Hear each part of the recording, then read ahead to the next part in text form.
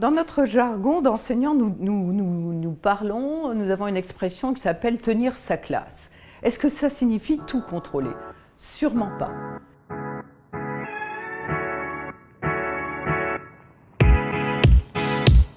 Bonjour, alors je m'appelle Martine Beaucourt, j'ai été enseignante de l'école primaire jusqu'à l'université, en passant par les lieux de formation. Je suis militante du mouvement Freinet, active depuis toujours, et j'ai un doctorat en sciences de l'éducation.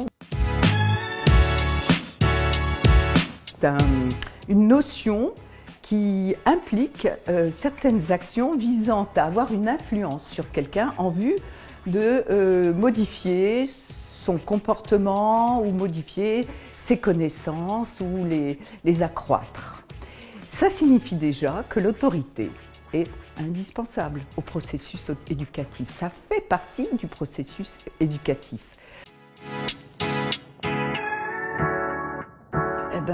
Évidemment, ces deux termes sont très connotés négativement, évidemment, hein.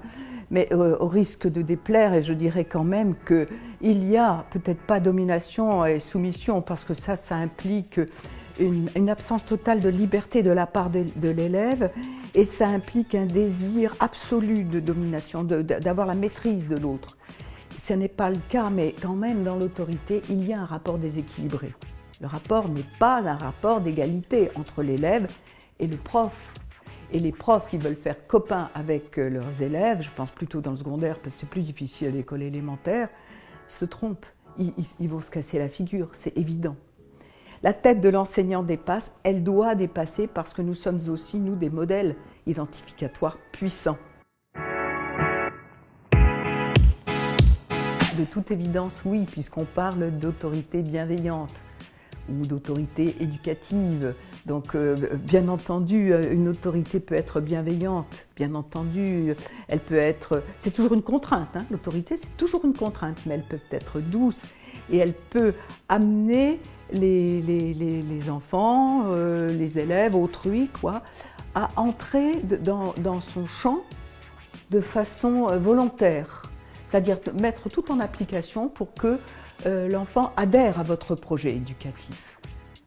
Surtout ce travail de construction des conditions d'adhésion participe de l'autorité, bien sûr.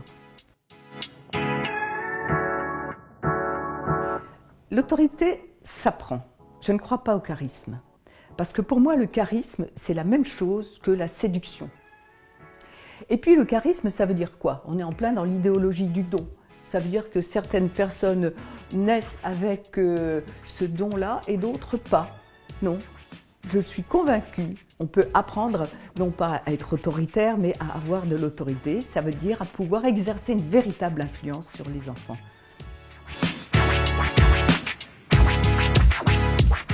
Dans notre jargon d'enseignants, nous avons une expression qui s'appelle « tenir sa classe ». Est-ce que ça signifie tout contrôler?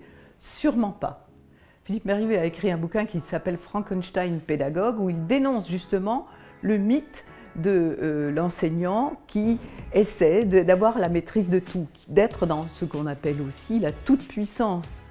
C'est d'abord, premièrement, c'est absolument impossible, et deuxièmement, ça n'est pas souhaitable. Il faut quand même laisser à l'enfant une marge de liberté, une marge un jardin secret, comme on dit. Il n'est pas obligé de tout dévoiler, bien entendu. C'est d'abord la peur. La peur. La peur, ça, les enfants ont des antennes, sentent la peur, et la peur génère la peur et l'agitation. Pas facile hein, de ne pas avoir peur, mais peut-être d'abord essayer de la reconnaître, de l'admettre pour pouvoir mieux se battre. Et puis ensuite se dire, je suis bien là à ma place, c'est mon métier, etc. La séduction, le charisme qui relève aussi de la séduction. Un travail proposé qui soit absolument sans intérêt.